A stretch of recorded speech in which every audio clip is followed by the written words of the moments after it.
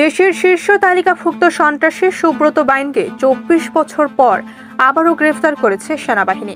তার সঙ্গে গ্রেফতার হয়েছেন বহুদিনের সহযোগী মোল্লা মাসুদ ও ২ তরুণ শুটার। সেনাবাহিনীর অভিযানে ৪ জনের কাছ থেকে অস্ত্র, গুলি ও স্যাটেলাইট ফোন উদ্ধার করা হয়েছে। মঙ্গলবার ভোরে কুষ্টিয়ায় ৪৬ স্বতন্ত্র পদাতিক ব্রিগেডের একটি ইউনিট অভিযান চালিয়ে সুব্রত বাইন ও মোল্লা মাসুদকে গ্রেফতার করে। এরপর তাদের দেওয়া তথ্য অনুযায়ী ঢাকার হাতিঝিল থেকে ধরা হয় আরও ২ সহযোগী আরাফাত ও শরীফকে। সেনা সদর দপ্তরে বিকেলের সংবাদ সম্মেলনে এই তথ্য জানায় আন্তঃবাহিনী জনসংযোগ পরিদপ্তর।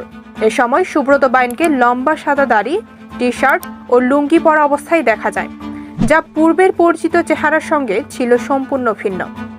ইন্টারপোলের ওয়ান্টেড তালিকায় থাকা সুব্রত বাইন দীর্ঘদিন ভারতে ফতে আলী ওরফে দাদাভাই নাম দিয়ে আত্মগোপনে ছিলেন। খ্রিস্টান ধর্মাবলম্বী হলেও ভারতে মুসলিম পরিচয় থেকে দাড়ি রাখা শুরু করেন তিনি। নদিয়ায় এক মুসলিম নারীকেও বিয়ে করেন। সুব্রতর বিরুদ্ধে দেশে অন্তত ৩০টি মামলা রয়েছে। এর মধ্যে হত্যাকাণ্ড, বিস্ফোরক দ্রব্য রাখা, চাঁদাবাজি ও অস্ত্র ব্যবসার অভিযোগ রয়েছে।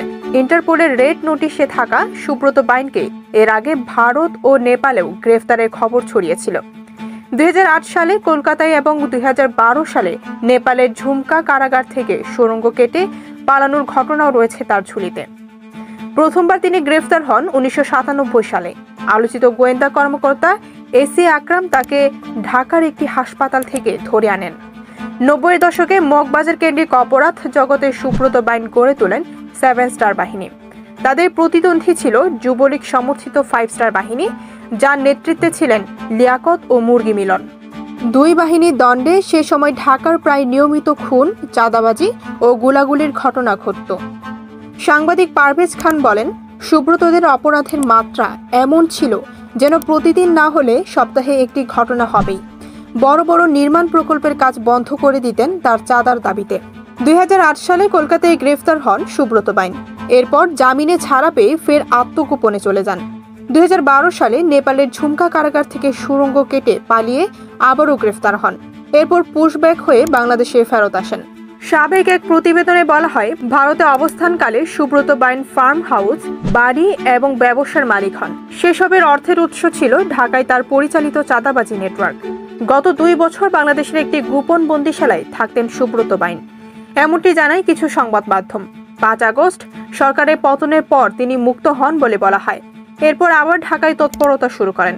গত সেপ্টেম্বরে মগবাজারের বিশাল সেন্টারে তার উপস্থিতি আতঙ্ক তৈরি করেছিল ব্যবসায়ীদের মধ্যে।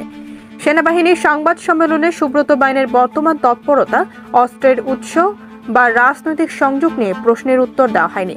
বলা হয়েছে, পুলিশের তদন্তে এসব বিস্তারিত তথ্য বেরিয়ে আসবে। গ্রেফতারের সময় ৪ জনের কাছ থেকে উদ্ধার করা হয় ৫টি বিদেশি পিস্তল, ১০টি ম্যাগাজিন, ৫৩ রাউন্ড গুলি, একটি স্যাটেলাইট ফোন। ডেস্ক রিপোর্ট, খবরের দেশ।